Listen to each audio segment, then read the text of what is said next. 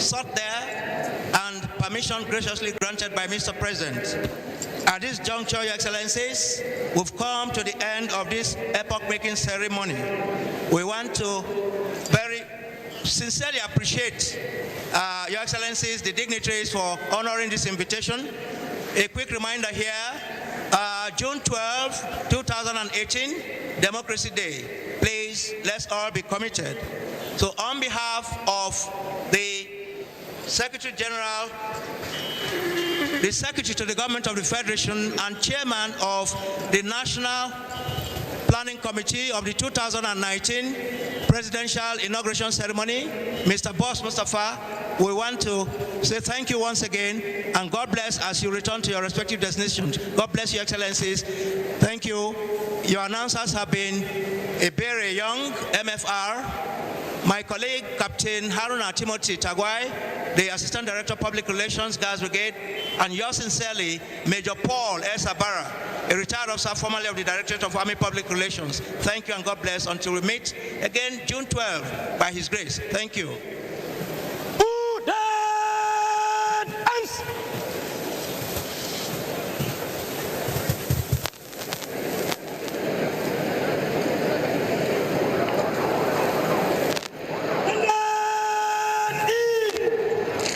We want to admonish here, please, we allow the special guest of honor and his convoy and of course His Excellency the Vice President take their exit before other people start moving. Please, please, Your Excellencies, we'll appreciate that, please. Thank you.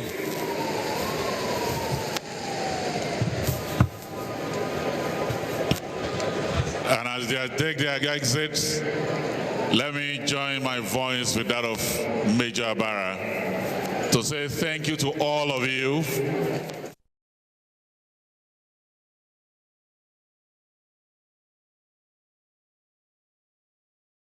Thank you very much for still staying with us right here on Plus TV Africa. It's still the Inauguration Day special, and we are bringing you all of the updates as they unfold. And this time around, we have in our Lagos studio Nkiru Okpareke, the CEO of Enviro-Gro Farms, to discuss agriculture.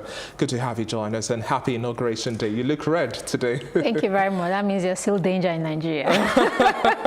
Well, now, the most recent interview the president had, just having going into his mind really on the agricultural sector, his response was somewhat simplistic when he was asked about the agricultural sector. He said we've had good rains for 2 seasons, fertilizers have been made available, and we have food security. What do you make of those 3 statements by the president? Does it show he has a clear understanding of the agricultural sector and what is expected, really? When I heard the president give those answers on agriculture, I was highly disappointed because it shows he has no grasp of the state of agricultural sector in Nigeria, or even the state of the agricultural sector worldwide. Nobody is doing rain-fed farming anymore. We have moved away from waiting for the rains to come. If you look at it, even this year, the rains have not come till now. So what you're trying to say is that if people are not farming using technology, we'll be waiting for the rain and there'll be no food for the country. People are moving to technology-based farming. We're talking about drip irrigation and every other type of irrigation to do what they do. Then talking about food security, there's no food security. The biggest issue we farmers are facing, no matter where you are, even if you're in Lagos, is the herdsman issue. A lot of farmers are running away from their farms. So how can we produce when farmers cannot access to their farms to do the work that needs to be done? Even we that are in Lagos, sometimes you come, you see cattle. So you can imagine those who are in the hinterlands. The food basket of Nigeria is Benue State, but Benue State is the state that's more besieged with the herdsman issue. So that needs to be secured before we talk about food security. Now, in your message to the president, now talking about herdsmen and farmers clashes as well, what do you expect from the president now in terms of smoothing this relationship there and talks towards ranching as well? Yeah, the whole world had moved away from nomadic cattle rearing. Even America in the 1816s had nomadic, they moved cattle from one area to the other. Nobody does it anymore. We need to set up feedlots. That means you bring your cattle somewhere, you give intensive feeding. Either there's grass there for them, or corn, or different type of silages for this thing, and there's water, and the herdsmen live there and take care of it. Leave them to do it in the north. Most of the beef, cattle produced in Nigeria is consumed in the south. Are you disappointed by the Minister of Agriculture for not raising all of these issues clearly to the President, and also at the Governors Forum as well? Our governors have not necessarily raised these issues because some have just said, well, we don't want to have any interaction at all with these herdsmen, and that's not necessarily the solution. No, that's not necessarily the solution, but it depends on how the federal ministry approach the issue. What they said, what the impression people got was that government was going to come and take large expanse of land and give it to the cattle rearers. Cattle rearing is a private business. I run a farm. I'm not from Lagos State. I went to Lagos State. I went to the owners of the farmland and bought the farmland, bought the land from them where I'm farming. So you want to do cattle rearing, that's fine. What government can do or federal ministry can do is smoothing it for you. Maybe be a liaison for the cattle growers and the states to provide places close to waterfront or where they can even dig boreholes for them. They don't even need to stay by the waterfront. They can actually provide water for them where they are. And even we farmers will benefit from it because we'll now be growing the grass and growing the maize for them to do their feedlot. So it's a symbiotic relationship. And from the waste of the cattle, we can take it back from them and use as manures in our own farms.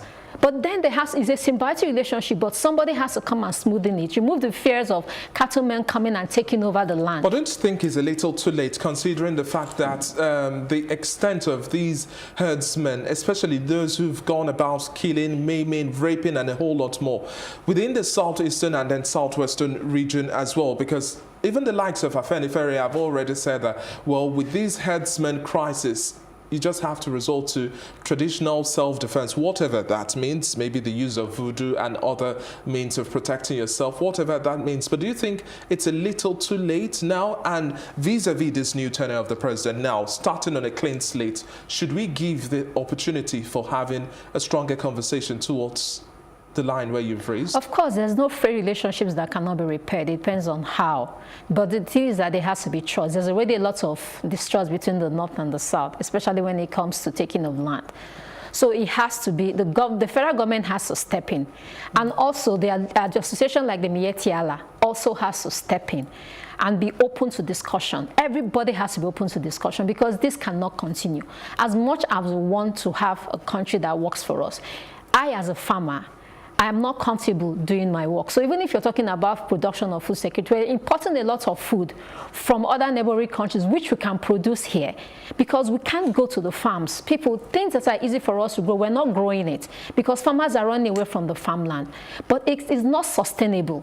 So that relationship must be repaired. It's a symbiotic relationship. We need them as much as they need us. Now, going further now, if you were to advise Mr. President on a roundtable now, steps that he's supposed to have put in place to ensure that we have healthy conversations held, we see results, and then we are getting agriculture become the mainstream of our economy, then we can truly talk about food security. What do you expect the president to talk about now, to be addressing policies implemented, as well as the Minister of Agriculture and other state governors as well? Well, the government is good at rolling out policies, as you said, and none of them has been implemented. And in doing that, although the federal government comes out with the policies, the actions are taken in the states. So as they're coming up with policies, they have to work with the commissioners for agriculture in different areas. Every sector in Nigeria, every state in Nigeria has a strength in agriculture. So instead of me trying to grow, let me give an example, tomato in the south. My strength here might be piggeries. So government has to support us either with loans, even with technical support services. I keep on saying that one of the biggest things with the lack in agriculture here is lack of agri support services. Are you saying that we don't have any? We've had interventions from the federal government. Not for agri support. The interventions come in maybe providing of seeds, fertilizer. But if I don't know how, if you give me the best seed and I don't know how to use it well, it's still going to come out a dud. So one of the biggest things we need in the agricultural sector is agri support service. So these are people teaching farmers how to do the right thing. If you give me a fertilizer and it's supposed to be applied 3 days and apply it 7 days, I'm not going to get the maximum use of that fertilizer. And if you didn't tell me, and I mean, look at the educational level and exposure of the majority of our farmers, they don't know, they need to be taught, they need to be supported. And even federal government doesn't have to pay. There are lots of agencies, NGOs who are on standby. But they want to seek credibility from the government before they can support so many initiatives and policies the government is coming up with. And we, in our last discussion earlier this year, we talked about banning of food items. And at a time when we are not even producing enough, we can't have that conversation of banning food items. And we've also tried our feet on exportation with reference to yam, and we had a slap back in our face. So now, really, what levels of engagement do you also expect in perfecting these areas as well? Education, education, education. If I don't know that yam's supposed to be packaged in a certain way to be exported, I'm going to make a mistake. And for every mistake I make, it doesn't fall on me. It falls on all the Nigerians who are trying to export yam. So we have quarantine services. What are they doing on education? What are they doing on awareness? Are they visiting farms? Personally, as me as a farmer, we're looking at doing some export. The first thing we did was to engage quarantine service to come and tell us what are the criteria and what are the things needed. We also contacted the EU people who are going to take off the products, saying what are the criteria we need to grow and how do we grow, but how many farmers have that access? So these agencies have awareness budgets. What have they been doing about that, going around to tell people this is how we need to do this? And but you know, also for ban, if you don't ban some things, we will never get around to doing that. But sometimes they are draconian. Look at rice production, for example. It has gone up since they banned it. Officially, it has gone up. But in reality? There are still stories that they are being exported through the borders from land. But how then do we now checkmate these, do I call them leakages, or checkmate these areas where we are not necessarily putting in our best foot forward? Well, it still comes down to the government. Something like rice. You've banned importation of rice, but rice production still has not reached the optimum. If rice importation reached the optimum, people are producing it and it's cheaper than the one that's been imported. Why will I go and buy an imported rice at 17,000 when I can buy the local one at 12,000? So it's not about banning things. You also have to give the people who have to grow the thing the support they need to meet the optimum, because once there's a gap, there's going to be importation. There's really a gap, because even looking at now, our rice mills, for example, yes. Sorry to say, it's in a shabby state, truth be told. And for the Minister of Agriculture to also say we've met certain tons, I don't have that figure right off my head, but it's not really the true picture. And at a point where we are thinking of having conversations that would move Nigeria forward, we have to be truthful with ourselves, would you say? Well, as I said, as you have even said, it still comes down to what the government is saying. Government is not truthful many times in how they release numbers on what they say about their policies or the effectiveness of their policies. Before you even bring policy on ground, did you bring the people who are going to implement the policies and discuss with them and even know where they're going to be their challenges, where the challenges are going to come from? We're producing rice. Sometimes they take rice to the mills. They don't have good mills around, because the mills that they bring in are not the best type of mills. Okay, people are producing rice. The seedlings you're giving them is not the right type of seedling. So their yield is so low, and next year you tell them to produce, they're not willing to produce.